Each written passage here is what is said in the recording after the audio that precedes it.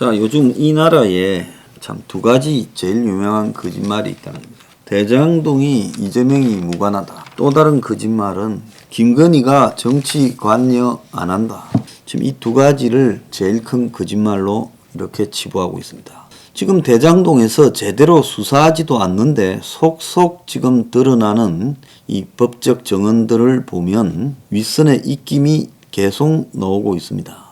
그래서 대장동과 제1공단을 떼가지고 분리개발하는 것을 정민용이가 이재명 결재를 받았다. 주무부서는 두 개를 붙여서 같이 개발해야 된다는데 이재명이 결정으로 단번에 뒤집혔다. 실무진은 통상 결정 절차가 아니었다라고 이야기를 합니다. 실무진이 정인으로 출석해 통상적인 결재 절차가 아니었다. 성남시 도시재생과 직원들은 위에서 찍어 누른다고 받아들인 부분이 있어 안 좋게 생각했다.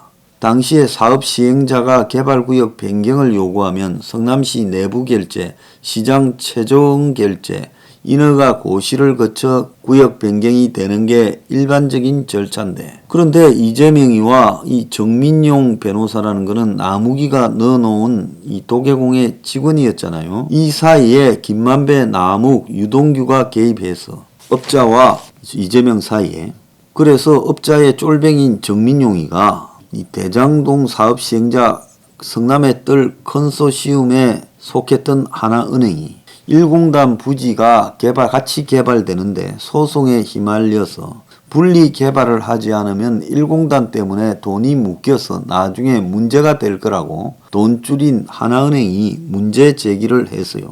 그래서 컨소시움이 깨질 상황이었죠. 그러니까 이재명 측은 당시 이재명 시장이 정민용을 만나 문서를 결제했다는 것은 비상식적이고 그런 사실이 없는 검찰의 주장이다. 1공단 부지 소송으로 사업 무산 우려가 있어 이 시장 판단으로 결과적으로 사업 분리가 됐다라고 이야기를 하는데, 한간에서는 비정상적 결제 라인을 통해 대장동 사업이 진행되어 민간업자에게 막대한 이득을 남겼으면 이것은 큰 문제다라고 합니다. 자, 이때 초과 이익 환수 조항이 7시간 만에 삭제됐다는 거예요. 이게 배임 내용의 핵심인 거죠. 그래서 지금 허가 받을 때도 이런 일이 있었고, 이때 제1공단 대장동 분리 개발할 때 보고서 결재를 정민용이가 받았는데, 자, 이게 분리되면서 성남의 뜰이 1공단 수용 보상금 2천억을 빌려야 되는 걸 1공단이 떨어져 나가니까 부담을 들었다는 겁니다. 그래서 이거는 누가 그랬냐? 도계공의 개발사업팀장이 진술을 했어요. 그래서 2015년 5월 27일 오전 10시 19분쯤에 성남 도계공 전략사업팀과 경영지원팀에 사업협약서 수정 검토 요청서를 한 팀장이 발송했고, 여기에는 초과이익 환수 조항이 들어갔는데 한 팀장이 자신이 보낸 수정안에 대해 검토 해신을 받기도 전인 오후 5시쯤 초과이익 환수 조항이 빠진 재수정안이 전략사업팀에 다시 내려왔다는 거예요. 7시간 만에 누군가 지시를 받아서 재수정안을 올려서 결재를 받지 않았겠느냐. 그러니까 10시에 초과이익 환수 문건을 올렸는데 5시에 재수정안이 내려와가지고 아마 김문기가 한 것 같아, 이렇게 이야기를 하고 있습니다. 이 정민용 변호사가 결국 남욱을 통해 가지고 전략사업팀에 들어가서 이재명을 찾아가지고 공단 분리에 대해서 2016년 1월에도 사업 분리 결재 보고서에 결재를 받았고, 그래서 검찰이 집중적으로 이걸 물으니까 1공단이 소송에 말려서 민간사업자 은행 등이 사업 추진을 위해 1공단 분리를 요구했고, 정민용이가 이재명에게 보고서를 받아서 갖고가 승인을 받았다는 거예요. 그래서 아까 말한 통상적 절차가 아니었다라는 이야기가 나왔고, 또 대장동 사업자 남욱에게 성남시장 선거 직전에 5,300만 원을 줬고 총 43억을 줬다, 이렇게 나와요. 그런데도 이게 지금 유동규가 당시 성남 도계공을 앞두고 이재명이 성남시장 재선 선거에 도우러 간다고 나갔지요. 그래서 유동규 쪽에 전달되지 않았나 하는데 그 뒤에 수사가 되지 않고 있습니다. 그래서 이재명과 관련된 대장동 부분에 대해서 통상 절차를 무시한 이재명의 결재가 있었다라는 이야기까지 나왔어요. 심지어 화천대유 측으로부터 금품을 제공받은 성남시의회 의장 최윤길이도 지금 재판에 불려놓고 지금 그래서 대장동 실무자가 특혜 소지가 많았다고 법정에서 개발사업 실무 담당 팀장인 한씨가 이야기를 했고 유동규는 뭐가 특혜냐 하고 정인을 윽박질렀다고 하는 이야기까지 나오고 있습니다. 그래서 진실이 밝혀지든 안 밝혀지든 이재명은 대장동에 깊숙하게 개입했고 실제로 이재명이 그 개입 대가로 뭘 받았다라든지 이런 거는 아마 대선 전에는 규명이 안 되고 의혹으로만 남을 겁니다. 하지만은 이런 커다란 의혹을 가진 사람이 국가를 이렇게 장악하는 대통령이 된다는 것은 상식적인 차원에서 밝혀지든 밝혀지지 않든 저는 도저히 있어서는 안 될 일이라고 생각을 하고 있습니다. 자, 김건희가 제2의 최순실이라고 거수기당에서 공격을 하고 나섰습니다. 뭐 다른 것 저런 거를 떠나서 김건희가 어쨌든 깊숙하게 대선에 개입해 있다라는 것은 그걸 부정하면 저는 그것도 거짓이라고 봅니다. 김건희가 사생활이나 지금 재판 중인 사안이 빠져서 녹취록의 일부가 공개되었고 그 녹취록에 무슨 폭발적인 비리나 의혹이 아니라 김건희가 어떤 형태로 윤석열에게 영향을 행사하는가 이런 부분들이 그 녹취록의 핵심이었을 거라고 보입니다. 그래서 김건희가 무속에 관심이 많고 윤석열에게 깊숙한 영향력을 행사하고 그래서 윤희 토론회 때 왕자를 새겨서 나와서 이렇게 펼쳐 보였고 지금도 뭐 캠프에 사람이 있니 하고 야당이 하고 있습니다. 물론 서울의 소리나 그걸 방송한 MBC도 있을 수 없는 짓거리를 한 집단이라고 저는 보고 있습니다. 그런데 국민들 입장에서는요, 정말 창피하다. 좀 덜 부끄러운 후보를 뽑고 싶다. 어떻게 둘이 하는 게 포퓰리즘 수준도 똑같아요.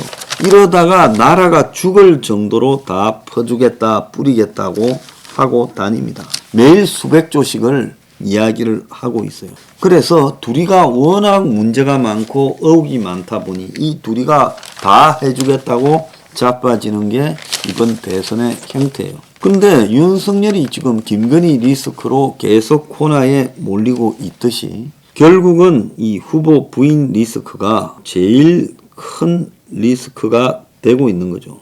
자, 그런데 김건희가 유튜브에 그 일꾼인 애하고 52차례에 걸쳐 7시간 45분 통화를 한 내용은요. 이게 공개 여부는 절대 잘못되었습니다. 그렇지만은 자신이 정치를 잘 알고 직접 개입해야 되겠다라는 생각을 가지지 않고는 도저히 나올 수 없는 이야기가 김건희 입에서 술술 나왔고 김건희의 경력을 보면 일반 평균 수준의 이 사람들 이상의 정치적인 지력을 가지고 있다라고 보기는 어려워요. 그런데 자기가 세상 모든 것을 다 아는 것처럼 이야기를 하고 한참 삼류급인 인물과 저렇게 대화를 나누는 부분이 이게 정말 대통령 부인 되겠다라는 사람이 이게 할 일인가? 그리고 정치를 그리 잘한다라는 김건희가 어떻게 이런 애하고 했다가 녹취까지 걸리느냐? 그래서 많은 사람들이 김건희가 윤석열을 무시하는 발언을 공개된 장소에서 마음대로 하고 있다는 걸 보고 놀랐다 이야기가 언론 지상에서도 나오고 있어요. 화끈하다라고 하지만은 보통 사람이면 자기 남편에 대해 남이 물었을 때 함부로 말을 절대 하지 않고 조심하지요. 외부에 그게 알려졌을 때 대선 후보가 아니고 보통 마누라라도 조심할 거라는 겁니다. 그런데 윤은 이런 김건희를 제지하지 않고 이런 게 대해서 남이 김건희 보고 이렇게 좀 저렇게 하지 않았으면 하는 것을 싫어한다는 거예요. 자, 그런데 지금 이번에 뭐 예상보다 크지 않다라고 안심하고 넘어가는 것 같은데 이 문제가 여기서 끝나는 게 아니라 이제 국민들 상당수한테 물론 일부는 그걸 듣고 뭐 화끈하다 팬이 생겼다 이러지만은 잠재적으로 와 저거 사고 제대로 치겠네라는 의식을 남겨두고 있어요. 자 그래서 이게 국민의 짜증을 제대로 그 녹취록이 돋구었다는 겁니다. 누나 동생 이렇게 말을 해요. 그 어떻게 서울의 소리 유튜브 촬영하는 기사하고 김건희가 누나 동생입니까? 자 그리고 보수는 돈 주고 한다 뭐 이런 표현도요 참으로 저열하지요. 미투는 돈 안 터지니까 터지는 거다. 자 이런 이야기를 자기 가족끼리 하는 정도를 넘어섰어요. 그 생판 모르는 그 친구 촬영하는 그 친구가 어떤 성격을 가지고 있는지 알아요? 어떻게 그 친구한테 그런 말을 해요? 이재명이 된다고 동생 챙겨줄 수 있을 것 같아. 캠프 오면 잘하면 1억 줄게. 홍준표 까는 게 슈퍼챗보다 많이 나올 거야. 김종인은 먹을 게 있으니까 오는 거지. 참으로요.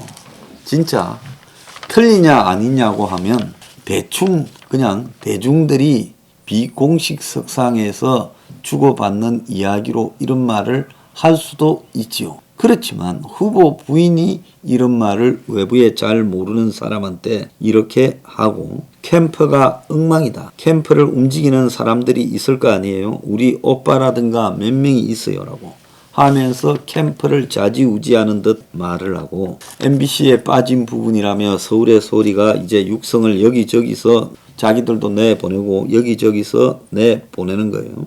자 아무리 저 MBC나 서울의 소리 이 시를 비판받아 마땅하다 하더라도 정치라는 것은 상대방의 온갖 흠을 캐내서 죽이려고 하는데 그 앞에 일불로 자기 흠을 7시간 45분 52차례나 통화하면서 내뱉었다라는 것은 이거는 김건희가 도대체 어떤 사고를 가지고 있는 것인가 이 부분을 의심을 지금 할 수밖에 없다라는 겁니다. 좀 그만 좀 했으면 좋겠다 이런 생각을 하고 있고요. 솔직히 윤을 좌지우지 한다라는 한간의 소문이 지금 사실이 아닌가 이런 이야기까지 지금 생각까지 듭니다. 그래서 이 두 문제가 이재명과 윤석열에게 거의 낙인처럼 박혀 있다는 겁니다. 근데 이재명의 저 뻔뻔한 저 낙인보다 윤석열 측의 이 어설픈 낙인이 더 위험할 수 있다는 거예요.